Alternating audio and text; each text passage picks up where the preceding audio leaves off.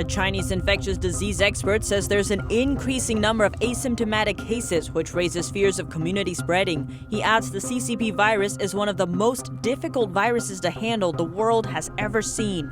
The Chinese regime has been ramping up its aid to foreign countries despite the dire situation inside the epicenter. Experts warn that Beijing may have bigger political plans.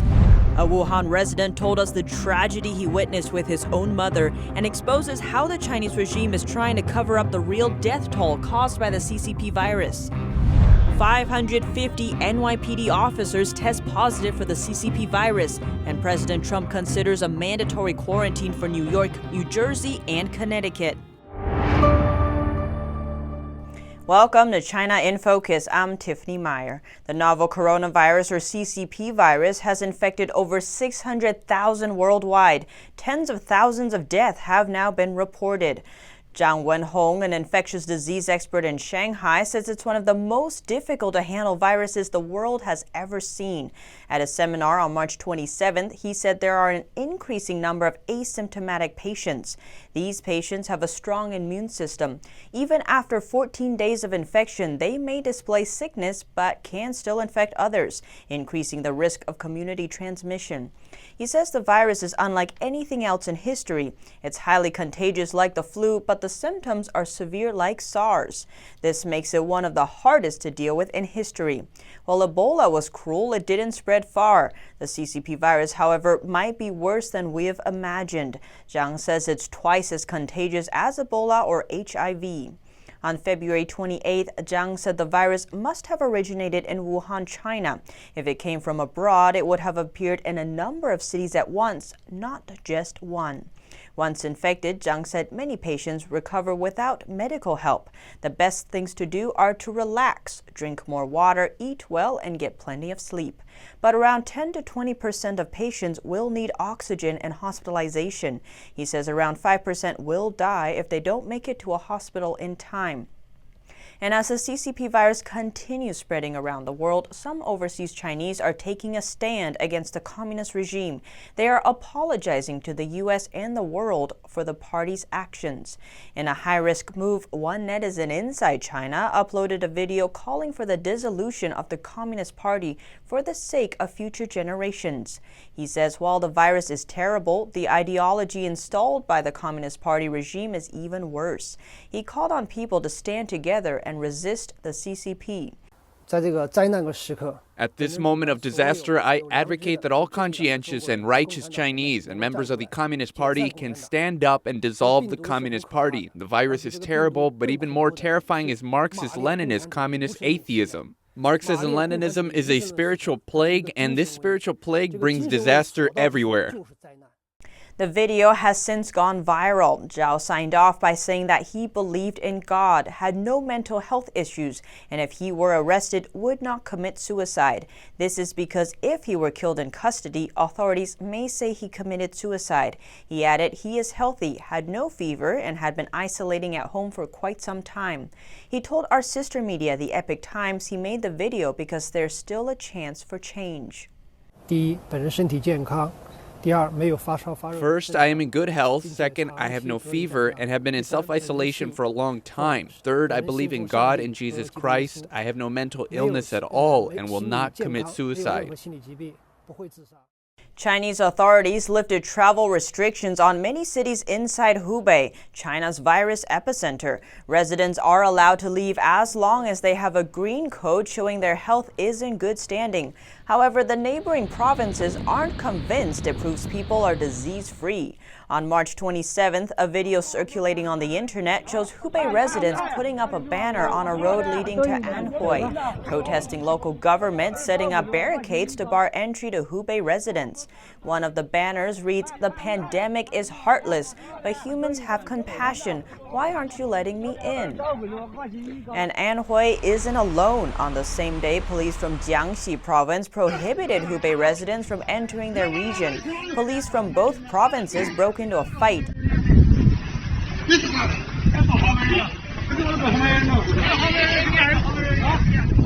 Video circulating on the internet shows more people later joining the fight, shouting, "Hubei go! Hubei go!" Multiple videos show people clashing with police. Amid the chaos, a police car was overthrown.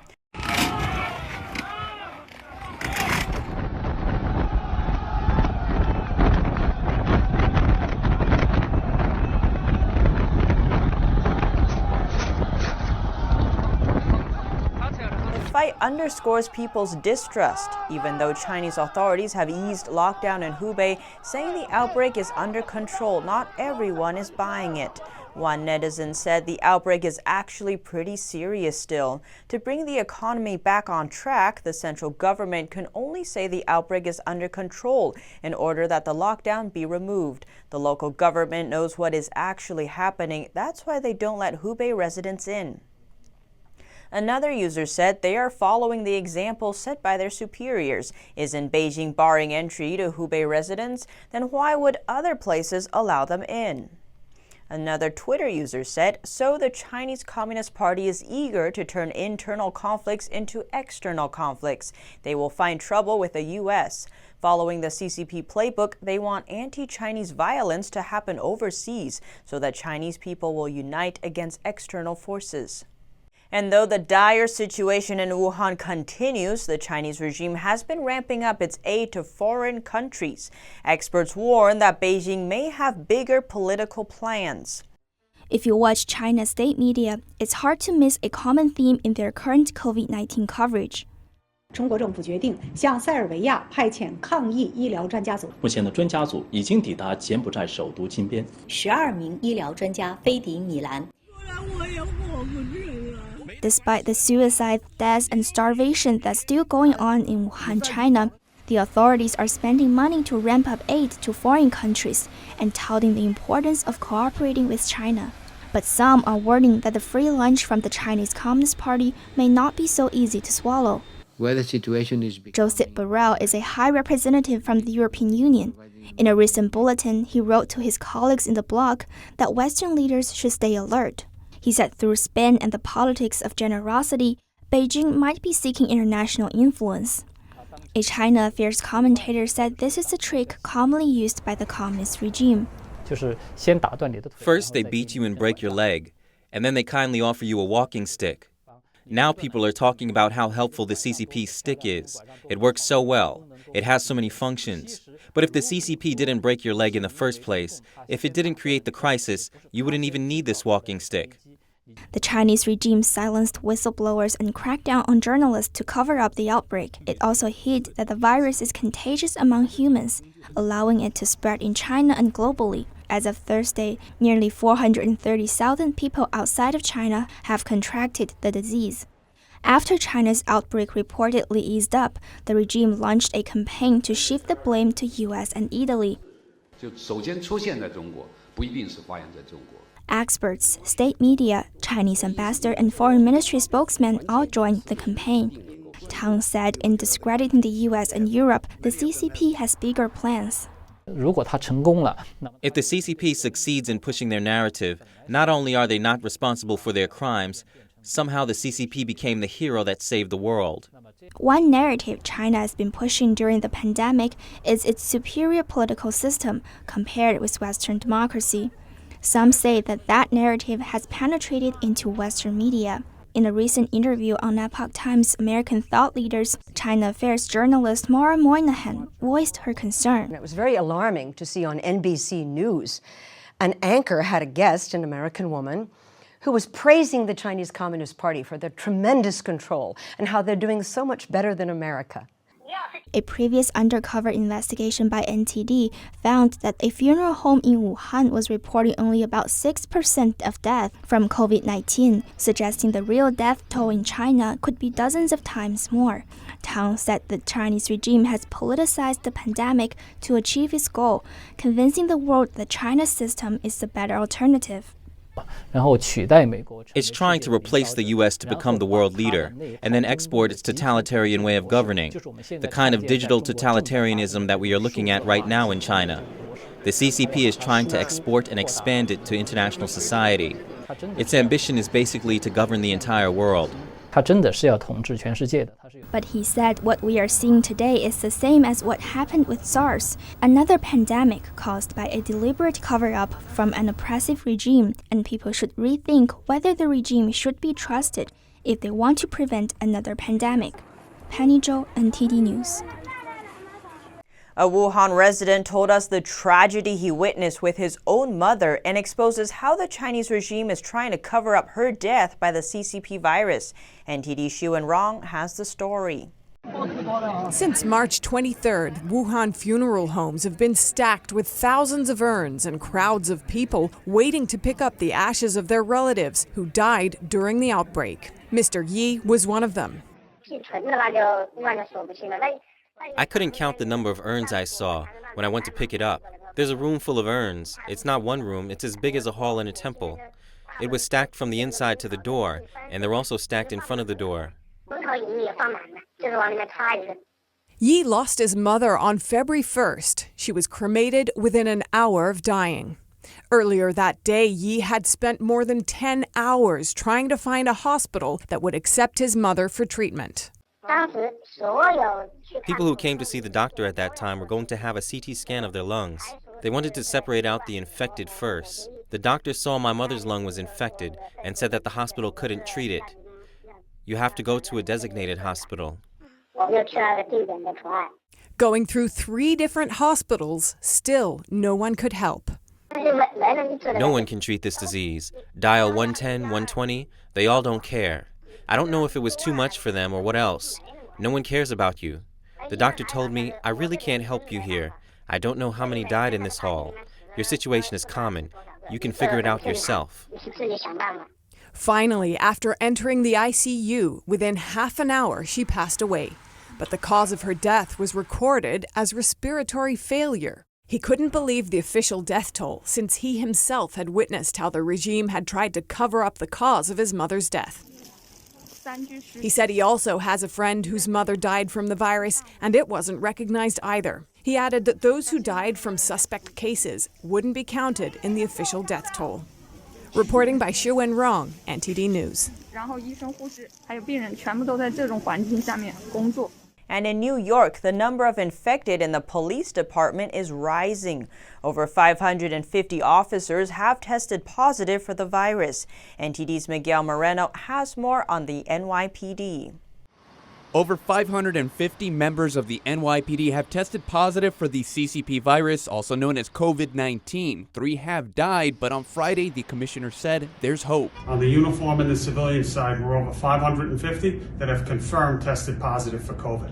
All right, but there is a silver lining. Today, first 2 people that tested COVID positive actually got put back to work. On Friday, 11% of the NYPD called in sick, but now with these 2 recoveries, the commissioner assured the department that a rush of members would come back in a week or 2. And in all, over 52,000 people have tested positive for the virus in New York State. Over 700 have died and over 7,000 are hospitalized. Governor Cuomo said he expects the outbreak to peak in 14 to 21 days and is preparing for the worst case scenario. If we can't flatten the curve, you can't slow the infection rate, you hit that apex, make sure you're ready for the apex, and that's where the 30,000 ventilators come in. President Trump has ordered General Motors to produce ventilators, and the company said it plans to deliver more than 10,000 a month. Cuomo has also postponed the tax filing deadline to July and the primary election to June. Miguel Moreno, NTD News, New York. President Trump at Naval Station Norfolk in Virginia today. He saw off the hospital ship Comfort, now en route to New York City. The president also hinted at the possibility of a mandatory quarantine for the city and its surrounding areas. President Trump says he's considering an enforceable quarantine for New York, New Jersey, and Connecticut. The tri-state area has seen a surge in CCP virus cases. He says he'll make a decision on the quarantine soon. The president spoke as the U.S. Navy hospital ship Comfort set off for New York. This great ship behind me is a 70,000-ton message of hope and solidarity to the incredible people of New York, a place I know very well, a place I love. We're here for you, we're fighting for you, and We are with you all the way, and we always will be. The 1,000-bed ship will arrive on Monday. 1,200 crew members are aboard and will begin caring for patients from Tuesday. Among the sailors departing today are some of the finest doctors, nurses, technicians, orderlies, and medical staff anywhere in the world. These are true professionals. Trump says many of America's top private manufacturers are now ramping up production of much-needed medical supplies. The U.S. will make as many ventilators in the next 100 days as it usually makes in a year. Any excess will go to allies like the UK. At Boeing, Ford, Honeywell, 3M, Haynes, and other great American companies, factory floors and manufacturing lines are being converted to produce the respirators, protective masks, face shields, and other vital equipment. The number of cases is rising across the U.S., over 110,000 now in total. Even retired military members may be recalled to help, Trump signing an executive order to allow it. Louisiana is seeing a surge in cases. Florida now needs anyone traveling from the state to self-quarantine for 2 weeks. There's a fear that as New Orleans becomes more of a hot spot, that you could have an influx of people into the Florida panhandle from Louisiana. Florida already needs anyone traveling from New York, New Jersey, or Connecticut to do the same. The FDA has approved an American company's virus test. It can be used in doctors' offices, urgent care clinics, and hospitals, and can diagnose people in minutes. The current nasopharyngeal swab could leave you wondering if you have the coronavirus for days, as U.S. hospitals struggle to meet testing demands, with cases nationally now topping 100,000. But that could soon change with U.S. company Abbott Laboratories' new coronavirus test that can deliver a positive result in 5 minutes and a negative result in 13. Gavin Cloherty, head of infectious disease research diagnostics at Abbott, says the ID Now testing device is the size of a small kitchen appliance and is portable enough to even be used in a mobile unit. It generates an accurate test result in a matter of minutes instead of hours or days. And that enables the healthcare provider to see a patient, diagnose a patient, and take the necessary interventions in a very short amount of time, and can help prevent further transmissions to other people. Abbott on Friday said it won U.S. marketing approval under the Food and Drug Administration's emergency use authorization for the diagnostic test that can be used in physicians' offices and urgent care clinics as well as hospitals. Abbott plans to begin distributing the test next week and will ramp up manufacturing to 50,000 tests per day. And Britain is building new field hospitals in cities across the country ahead of its expected peak of virus cases. Britain says so far over 1,000 people have died after testing positive for the virus. Over 260 of them in the last 24 hours alone. The country's government says every death is tragic, but they're expecting many more to die. Every death is tragic, and of course we need to do everything that we can to ensure that we don't lose the lives of loved ones to this terrible virus. The government said recently, if we can keep deaths below 20,000, we will have done very well in this epidemic. The number of people testing positive has also risen to over 17,000. That's up from 14,000 on Friday. The country is largely on lockdown, with Britain's urge to stay home. Prime Minister Boris Johnson and Health Minister Matt Hancock are among those who have tested positive. The peak of the epidemic in the UK is expected to arrive in several weeks. In order to brace for the peak, Britain is building 4 new field hospitals in cities across the country. Emergency hospitals will be set up in London, Manchester, Birmingham, and Cardiff. Hospitals in Madrid remained overcrowded on Saturday as confirmed virus cases surpassed 70,000 across the country. According to the health ministry, Spain's coronavirus death toll rose by 832 overnight, to a total of over 5,500. The jump marked a new high for the daily rise in fatalities. Nursing homes across the country are overwhelmed. A skating rink in Madrid has been turned into a makeshift morgue, while a nearby park outside the building is normally a popular venue for children's birthday parties. According to Spanish media, the Madrid City of Justice, an empty building which was designed amid the failed City of Justice project in 2005, is also set to be turned into a second makeshift morgue. Spain extended the lockdown on Thursday to April 11th, adding 15 more days. The nation said it was fighting a real war over medical supplies needed to contain the death toll. It's now turning to China, where the virus originated, for many critical products.